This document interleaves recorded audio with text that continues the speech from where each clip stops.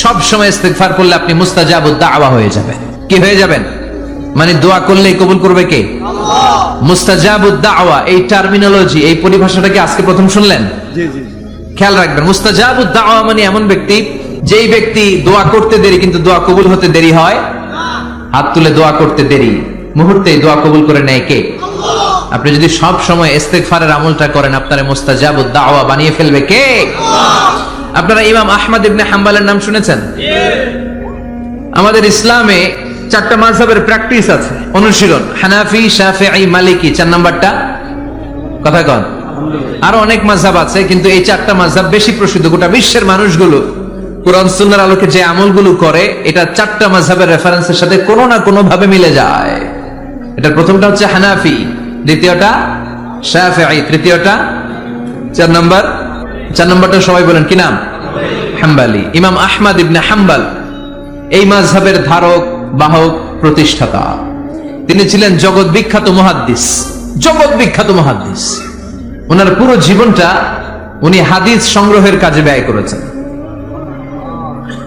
এবং একক স্বতন্ত্র হাদিসের গ্রন্থ হিসেবে পৃথিবীর সবচাইতে বড় যে হাদিসের কিতাব, ওইটার নাম হচ্ছে মুসনাদে আহমদ ইবনে হাম্বল। যারা আলেম ওলামা আছেন জানেন না? মুসনাদে আহমদ ইবনে হাম্বল, এটার মধ্যে প্রায় 40,000 হাদিসের কম্পাইলেশন আছে। সুবহানাল্লাহ, বাড়িতে গিয়ে বললেন। এত বিশাল হাদিসের গ্রন্থের রচয়িতা। ওনার শেষ জীবনে উনি হাদিস সংগ্রহের জন্য সফর করতেন। শীতের এক রাতে তিনি সফরে বেরিয়েছেন। এক মসজিদে মাগরিব আর এশার সালাত পড়ে তিনি ভাবলেন ফজরের সালাতে এই মসজিদে পড়ে সকালবেলা বেরোবো, যেহেতু বাইরে শীত, কই আর যাবো। ব্যাগ থেকে কাঁথা বের করে হাদিস পড়তে শুরু করেছেন, আর ভাবলেন হাদিস পড়তে পড়তে এই রাতটা কাটিয়ে দিব।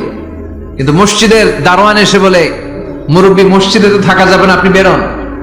আহমদ ইবনে হাম্বল অনুনয় বিনয় করলেন যে তোর কাছে হাত জোর করে ক্ষমা চাই বাবা, এই শীতের রাতে আমারে বের করে দিস না, আমি রাতটা মসজিদে কাটাতে চাই। আমি ফজরের নামাজেরও মুসল্লি এই মসজিদের, আমি ফজর করে তারপরে যাব।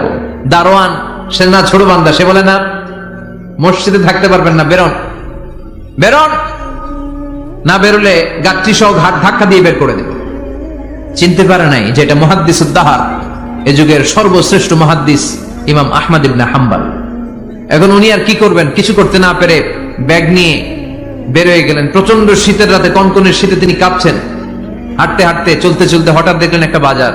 ওই বাজারে এক খাব্বাজ, রুটির দোকানদার, শাবুন খাব্বাজ, যুবক রুটি বানাচ্ছে। যে সালাম দিলেন, আসসালামু আলাইকুম। বাবা, শীতের রাতে বিপদে পড়েছে, যাওয়ার জায়গা নেই। তোমার যে চুলাতে তুমি রুটি বানাও, এই চুলার পাশে বসে যদি সারা রাত আমি কাটিয়ে দেই আর চুলা থেকে আগুন পোয়াই, তোমার কি কোনো ক্ষতি হবে? যুবক বলেন, না না, কোনো ক্ষতি হবে না। আহলান ওয়া সাহলান, এ আমার হাবান বিক, খোশ আমদেদ, এটা তো খোশ নসিব আমার। আপনি আগুন পোয়ালে আমার সমস্যা কি? আসেন। ইমাম আহমদ ইবনে হাম্বল যুবককে শুকরিয়া জানিয়ে, আল্লাহর শুকরিয়া করে চুলার পাশে বসে আবার হাদিস পড়তে লাগলেন। কিন্তু তিনি লক্ষ্য করলেন যে যুবকটা একটু পর পর আওয়াজ করে পড়ে আস্তাগফিরুল্লাহ। কি পড়ে? আটা দিয়ে রুটি বানায়, পড়ে আস্তাগফিরুল্লাহ। রুটির খামির বানায়, পড়ে আস্তাগফিরুল্লাহ। খামির গুলো দলা বেঁধে গোল গোল করে সাজিয়ে রাখে, আর কি পড়ে? বেলুন দিয়ে এগুলোর বলে চুলার ভিতরে ঢুকায় দেয়, আর কি পড়ে? কেউ রুটি কিনতে আসলে তার হাতে রুটি তুলে দেয়, আর কি পড়ে? টাকা দিলে টাকা নিয়ে ক্যাশ বক্সে রেখে দিয়ে কি পড়ে? শুধু পড়ছে আস্তাগফিরুল্লাহ, আস্তাগফিরুল্লাহ। ইমাম আহমদ ইবনে হাম্বল তো অবাক, ঘটনা কি? এই যুবকের হলোটা কি? শুধু আস্তাগফিরুল্লাহ। তিনি হাদিসের কিতাবটা বন্ধ করে যুবককে জিজ্ঞেস করলেন, বাবা, আসার পর থেকেই দেখছি তুমি শুধুই পড়ছো আস্তাগফিরুল্লাহ, আস্তাগফিরুল্লাহ, আস্তাগফিরুল্লাহ। ঘটনাটা কি? কেন এত তুমি ইস্তিগফার পড়ো? যুবক বলল, এটা আমার একটা চিরাচরিত আমল, সব সময় আমি এই আমলটা করি। আমি সব সময় ইস্তিগফারের সাথে আঠার মতো লেগে থাকি, আর সব সময় ইস্তিগফার পড়ার কারণে আল্লাহ তাআলা আমাকে মুস্তাজাবুদ দাওয়া বানিয়ে দিয়েছে। মানে আমি দোয়া করলেই দোয়া কবুল হয়ে যায়। এই জীবনে আমি যত দোয়া হাত তুলে করেছি, মুহূর্তের মধ্যে আমার দোয়াগুলো কবুল করে নিয়েছে কে? আল্লাহ। শুনে তো ইমাম আহমদ ইবনে হাম্বল অবাক, বলে কি, আনতা মুস্তাজাবুদ দাওয়া? তুমি মুস্তাজাবুদ দাওয়া, তুমি দোয়া করলেই কবুল? না, আনা মুস্তাজাবুদ দাওয়া, হ্যাঁ, আমি দোয়া করলেই কবুল হয়ে যায়। তুমি জীবনে যা দোয়া করেছো সব পেয়েছো? হ্যাঁ, আমি জীবনে যা দোয়া করেছি আমি সব পেয়েছি, সব দোয়া কবুল হয়েছে আমার জীবনে, শুধু একটা দোয়া ছাড়া। ইমাম আহমদ ইবনে হাম্বলের কৌতূহল আরো বেড়ে গেল। সব দোয়া তোমার কবুল হয়েছে, একটা দোয়া কবুল হয় নাই, সেটা আবার কি? যুবক বলতে আরম্ভ করলো, আমার যে দোয়াটা কবুল হয় নাই সেটা হচ্ছে আমি আল্লাহর কাছে অনেকবার দোয়া করেছি, আল্লাহ শুনেছি এই জামানার সবচেয়ে বড় মুহাদ্দিস, তার নাম নাকি ইমাম আহমদ ইবনে হাম্বল। আল্লাহ তোমার কাছে আমার আকুতি, তোমার কাছে আমার মিনতি, আমি যেন এত বড় মুহাদ্দিসের হাতে হাত রেখে মুসাফা করতে পারি আর তার কপালে একটা চুমু দিতে পারি। আমার এই দোয়াটা আজও কবুল হয় নাই। আজও আল্লাহ তাআলা এই দোয়াটা কেন যে কবুল করেন আমি জানি না। একথা শুনে ইমাম আহমদ ইবনে হাম্বল আবেগপ্রবণ হয়ে গেলেন, আর নিজেকে ধরে রাখতে পারলেন না, চোখের পানি ছেড়ে দিলেন আর বললেন, ইয়া শাব, হে যুবক, আহমদ ইবনে হাম্বলের সাথে দেখা করার জন্য তোমার আহমদ ইবনে হাম্বলের দরবারে যাওয়ার দরকার নাই, তোমার এই দোয়াটাও আল্লাহ কবুল করে নিয়েছে। আহমদ ইবনে হাম্বল দেখা দেওয়ার জন্য তোমার দরবারে ছুটে এসেছে। আনা আহমদ ইবনে হাম্বল মুহাদ্দিসুদ দাহর, আমি হচ্ছে আহমদ ইবনে হাম্বল।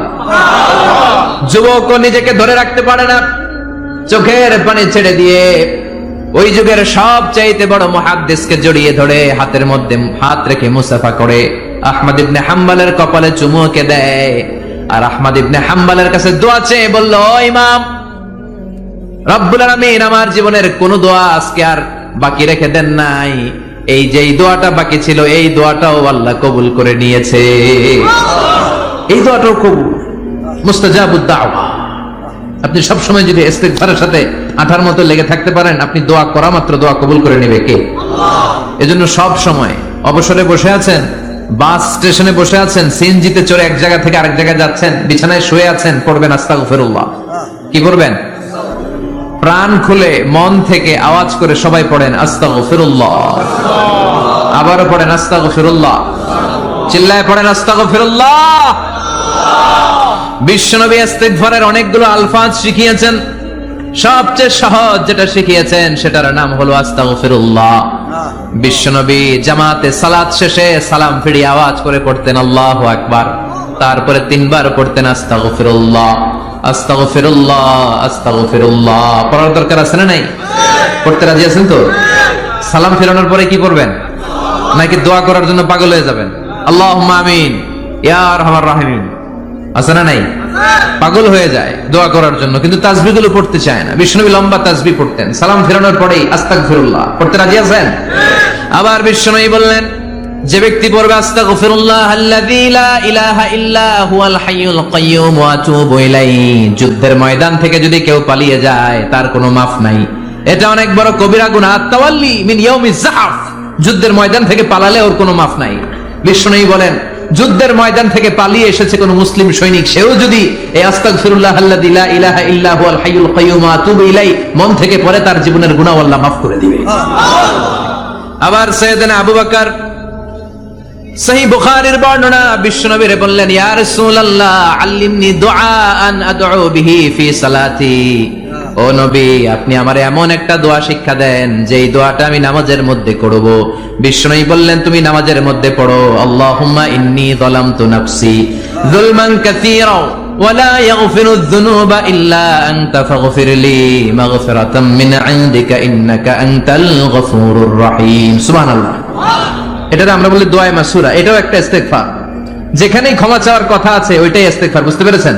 আল্লাহুম্মা ইন্নী যালামতু নাফসি, ও আল্লাহ অনেক জুলুম করেছি, যুলমান কাসীরা, জুলুমের শেষ নাই, ওয়া লা ইয়াগফিরুয যুনুবা ইল্লা আনতা, আপনি ছাড়া এই জুলুম আর পাপ ক্ষমা করার কেউ নাই, ফাগফিরলি মাগফিরাতাম মিন ইনদিক, নিজ গুণে আমার গুনাহ ক্ষমা করে দেন, ওয়া লা ইয়াগফিরুয যুনুবা ইল্লা আনতা, আপনি ছাড়া গুনাহ ক্ষমা করার দ্বিতীয় কেউ নাই। আমাদের পাপ ক্ষমা করার আর কোন সত্তা আছে? চিল্লায় বলেন। আবার বিশ্বনবী বললেন, যত ইস্তিগফার আছে সব ইস্তিগফারের সেরা সর্বশ্রেষ্ঠ ইস্তিগফারের নাম সাইয়্যিদুল ইস্তিগফার। কি নাম? সহিহ বুখারীর বর্ণনা, শাদ্দাদ ইবনে আউস রাদিয়াল্লাহু তাআলা আনহু বর্ণনা করে বলেন, কেউ যদি দিনের বেলা একবার সাইয়্যিদুল ইস্তিগফার পড়ে, ওই দিন যদি লোকটার মৃত্যু হয়ে যায়, মুহূর্তের মধ্যে লোকটার জান্নাতি ঘোষণা দিয়ে দিবে কে? রাত্রি বেলা যদি কেউ সাইয়্যিদুল ইস্তিগফার একবার পড়ে, ওই রাতে ইন্তেকাল হলে তার জীবনের সব গুনাহ মাফ করে দিয়ে ওই লোকটারেও জান্নাতি করে দিবে কে? দিনে যদি সাইয়্যিদুল ইস্তিগফার একবার পড়েন, ওই দিনে ইন্তেকাল করলে আপনি জান্নাতি। রাতে যদি সাইয়্যিদুল ইস্তিগফার কেউ পড়েন, ওই রাতে ইন্তেকাল হলে আপনি জান্নাতি। এটা সহিহ বুখারীর বর্ণনা। সব ইস্তেগফারের রাজা, শ্রেষ্ঠ ইস্তেগফার।